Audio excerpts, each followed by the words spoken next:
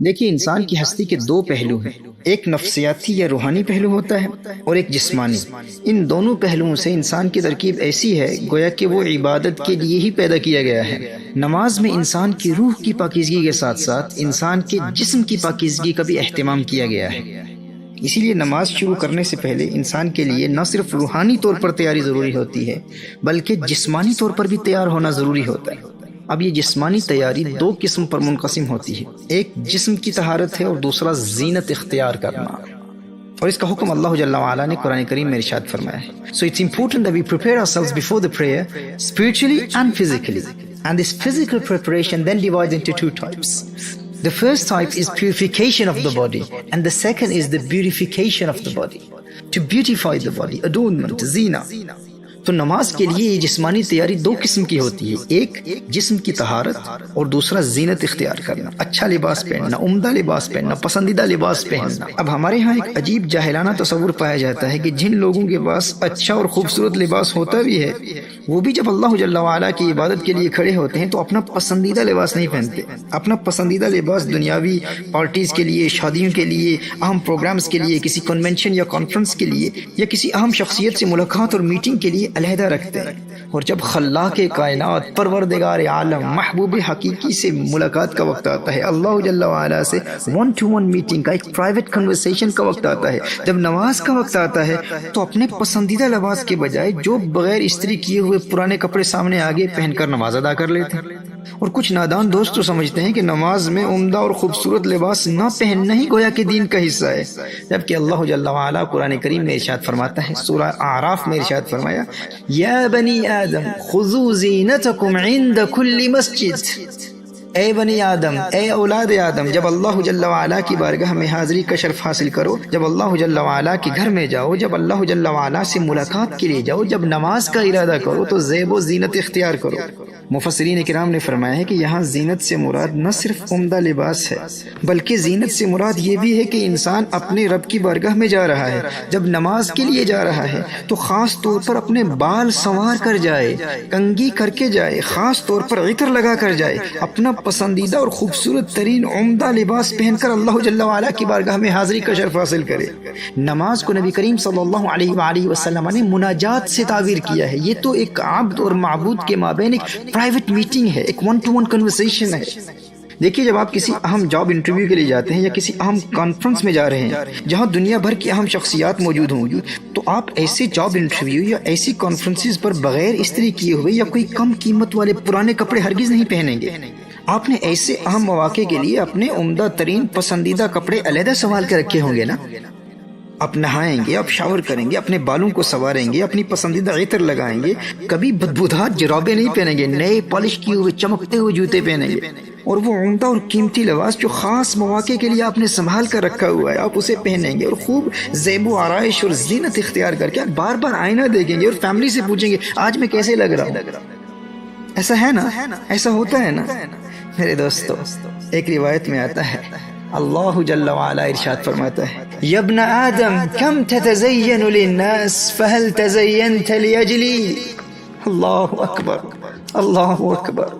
اللہ ارشاد فرماتا ہے، ابن آدم، ہے آدم کی اولاد، تو لوگوں کے لیے کتنا بن سنور کر نکلتا ہے، کبھی اپنے رب کے لیے بھی بن سنور کر نکل۔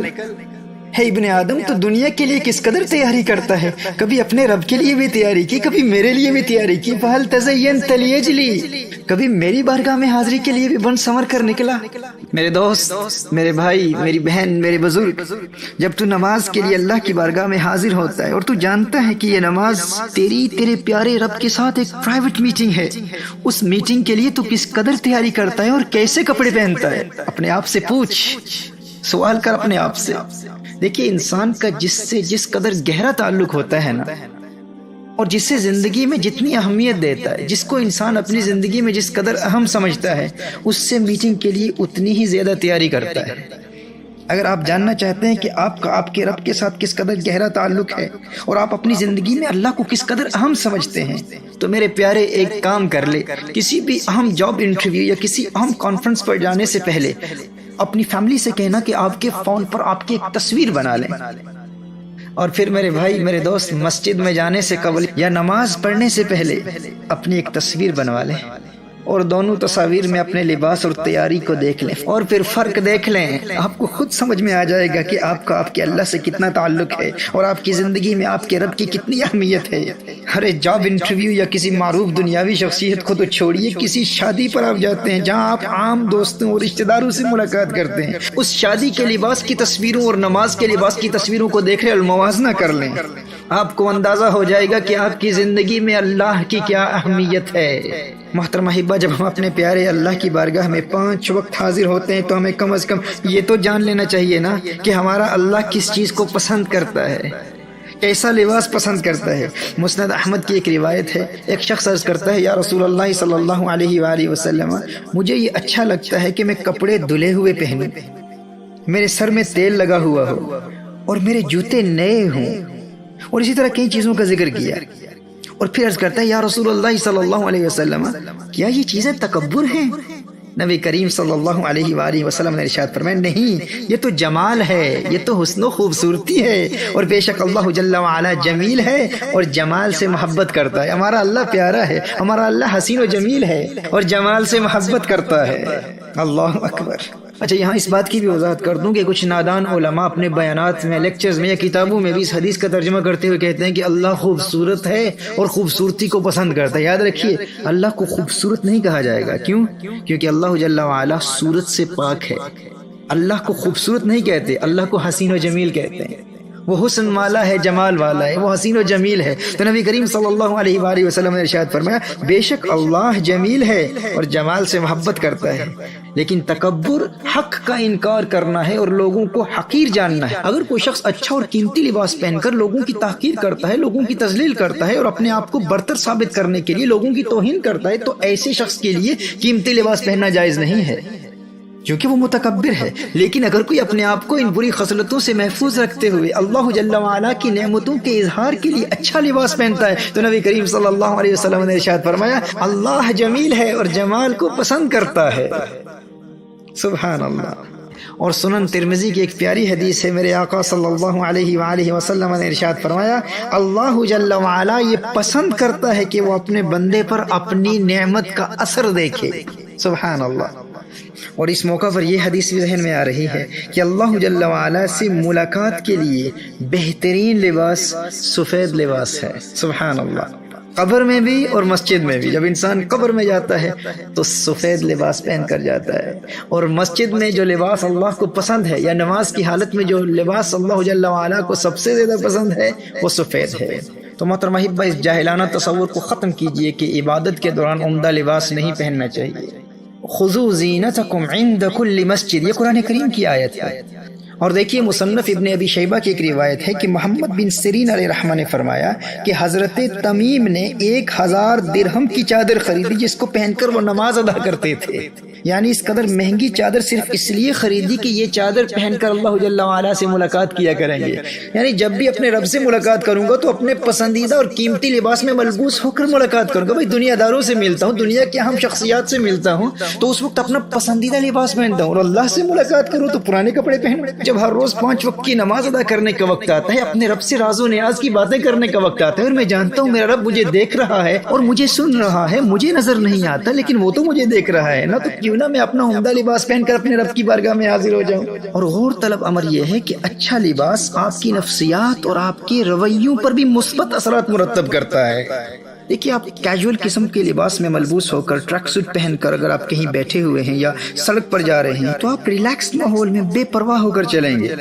لیکن اگر آپ کوئی عمدہ لباس پہن کر چل رہے ہوں تو آپ کے بیٹھنے کا انداز بدل جائے گا، آپ کی چال بدل جائے گی، آپ کے چلنے کا طریقہ بدل جائے گا، آپ کی باڈی لینگویج بدل جائے گی۔ آپ محسوس کریں گے کہ اس قیمتی اور مہذب لباس کا تقاضا یہ ہے کہ آپ کا بیہیویئر بھی انتہائی خوبصورت اور مہذب ہونا چاہیے، اور وہ مہذب لباس آپ کے رویوں میں بھی سنجیدگی پیدا کرے گا۔ اور اس حالت میں جب آپ نماز میں کھڑے ہوں گے تو آپ محسوس کریں گے کہ آپ کی خارجی کیفیت آپ کی باطنی کیفیات پر بھی اثر انداز ہو رہی ہے۔ خارجی کیفیت آپ کے باطن میں بھی انہماک قلب اور سنجیدگی کے اثرات مرتب کر رہی ہے۔ یہ ایک نیچرل چیز ہے، یہ ایک نیچرل فینومینا ہے۔ آپ کا اچھا لباس آپ کے رویوں پر بھی مثبت اثرات مرتب کرتا ہے، آپ کا بیہیویئر بدل جاتا ہے، آپ کی باڈی لینگویج بدل جاتی ہے۔ لیکن جیسے میں نے پہلے کہا تھا کہ یہ اسی کے لیے ہے جسے اس بات کا یقین ہو کہ میرا رب موجود بھی ہے اور مجھے دیکھ بھی رہا ہے، مجھے سن بھی رہا ہے۔ جیسے کوئی اسکائپ پر بیٹھا ہوا ہے اور کسی سے باتیں کر رہا ہے، لیکن جس سے وہ باتیں کر رہا ہے وہ نظر بھی نہیں آ رہا اور اس کی آواز بھی اسے سنائی نہیں دے رہی، لیکن اسکائپ کی اس جانب سے باتیں کرنے والا یہ یقین رکھتا ہے اور اسے اعتقاد جازم حاصل ہے کہ اس جانب کوئی موجود ہے، دیکھ بھی رہا ہے اور سن بھی رہا ہے،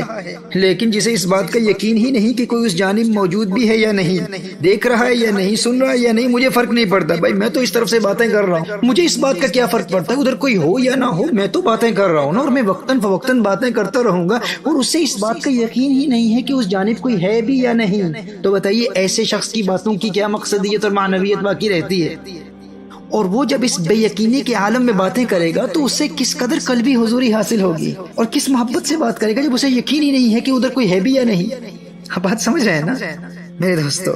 جب اسے اس بات کا یقین ہی نہیں کہ کوئی اس جانب سے اسے دیکھ رہا ہے، وہ نظر نہیں آتا لیکن وہ دیکھ رہا ہے، تو پھر وہ کیوں اچھے کپڑے پہنے گا بھائی؟ وہ کیوں عمدہ اور قیمتی لباس میں ملبوس ہو کر بیٹھے گا؟ لیکن جسے اس بات کا یقین ہو، وہ دیکھ بھی رہا ہے، وہ سن بھی رہا ہے، وہ خلاق کائنات ہے، وہ پروردگار عالم ہے، وہ مجھ سے محبت بھی کرتا ہے، اور جس پیار بھرے لہجے میں اس سے باتیں کر رہا ہوں وہ میری باتیں اسی پیار سے سن بھی رہا ہے، اسی پیار سے مجھے دیکھ بھی رہا ہے۔ جسے اس بات کا یقین ہو پھر وہ پیارے کپڑے پہن کر اس رب کی بارگاہ میں حاضر ہوگا، وہ مکمل تیاری کے ساتھ اس رب کی بارگاہ میں حاضری کا شرف حاصل کرے گا۔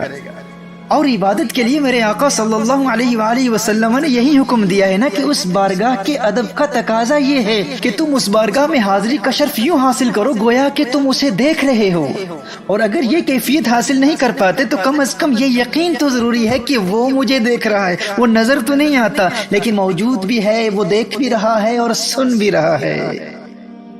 اللہ اکبر۔ میرے دوستو اس یقین کو مستحکم بنانے کے لیے فقیر کے مستقل بیانات ہیں۔ نماز میں خشوع و خضوع حاصل کرنے کا پریکٹیکل طریقہ، جس میں ہم نے physical form of the prayer, spiritual form of the prayer, the combination of the two, the body of the prayer, the روح of the prayer, spiritual dimensions of صلاح، how to fall in love with the prayer, how to feel hungry for the prayer, ان مختلف موضوعات پر مستقل مفصل بیانات۔ نماز میں خشوع و خضوع اور قلبی حضوری حاصل کرنے اور مکمل انہماک کے قلب کے ساتھ نماز ادا کرنے کے عملی طریقوں پر بھی مفصل تفصیلی بیانات، ڈیٹیل لیکچرز اویلیبل ہیں، آپ ان کو ضرور دیکھیں، اور اس میں نماز کے میڈیکل بینیفٹس، طبی فوائد پر بھی تفصیلی بیانات کیے جا چکے ہیں۔ نماز کی جسمانی اور روحانی کیفیات کی حقیقت کیا ہے، اور نماز کی اسپرچل فورسز سے ہم مدد حاصل کیسے کر سکتے ہیں، اور ان پریکٹیکل ٹیچنگز پر عمل کرنے کے نتیجے میں انسان کے دل میں نماز کا پیار کیسے پیدا ہوتا ہے، اور نماز کو اس نمازی سے پیار کیسے ہو جاتا ہے۔ ایک تو یہ کہ انسان کو نماز سے پیار ہو جائے، ایک وقت آتا ہے کہ نماز کو اس نمازی سے پیار ہو جاتا ہے، یہاں تک کہ پھر فجر کے وقت کسی الارم کلاک کی ضرورت پیش نہیں آتی، نماز خود نمازی کو جگانے کے لیے آتی ہے، نماز خود نمازی کو بیدار کرتی ہے۔ یہ کیفیات کیسے حاصل ہوتی ہیں؟ اور جس طرح انسان کو کھانا کھائے بغیر نیند نہیں آتی، اسی طرح انسان کو ہر روز 5 وقت نماز کی بھوک لگتی ہے۔ اور جس شخص کو یہ ذائقہ زندگی میں ایک مرتبہ مل جائے، جس شخص کو نماز کی یہ لذت ایک مرتبہ میسر آ جائے اور نماز کی اسپرچوالٹی تک رسائی حاصل ہو جائے، پھر میرے دوستو ایسے شخص کو بے نمازی کی سزائیں سنا سنا کر ڈرا ڈرا کر نمازی بنانے کی ضرورت نہیں رہتی۔ اسے نماز کی اس قدر بھوک اور پیاس محسوس ہوتی ہے کہ پھر نماز کے بغیر اس کی آنکھ لگتی ہی نہیں۔ اور الحمدللہ ان پریکٹیکل عملی نکات پر عمل کر کے آج دنیا میں ہزاروں نوجوان اور بزرگ فائدہ حاصل کر رہے ہیں، اور وہ بیانات آپ ضرور سنیے گا، کیونکہ ہم نے مسجدیں تو بہت بنا لی نا، مسجدیں بہت تعمیر ہو چکی، اور کسی حد تک مسجدوں میں نمازی بھی آ ہی جاتے ہیں، لیکن وہ نماز جو انسان کے دل کی دنیا آباد کر دے، انسان کے دل میں ایک انقلاب برپا کر دے، وہ نماز کون سی ہے؟ اقبال نے اسی نماز کے متعلق بیان کیا ہے نا، نماز پڑھنے والے تو بہت ہیں، لیکن وہ سجدہ جو انسان کی باطنی کیفیات کو بدل ڈالے، انسان کے باطن کو پاک کر دے، وہ سجدہ کیسے ملے؟ کہا نمازی تو بہت مل جاتے ہیں، لیکن اس سجدے کا طریقہ آج تک ہم نے نہیں سیکھا۔ مسجد تو بنا دی شبر میں ایمان کی حرارت والوں نے، من اپنا پرانا پاپی تھا برسوں سے نمازی بن نہ سکا، کیا خوب امیر فیصل کو سنوسی نے پیغام دیا، تو نام و نسب کا حجازی ہے پر دل کا حجازی بن نہ سکا، سر آنکھیں تو ہو جاتی ہیں پر کیا لذت اس رونے میں، جب خون جگر کی آمیزش سے اشک پیازی بن نہ سکا، اقبال بڑا ابتیشک ہے من باتوں میں موہ لیتا ہے، گفتار کا یہ غازی تو بنا کردار کا غازی بن نہ سکا، گفتار کا یہ غازی تو بنا کردار کا غازی بن نہ سکا۔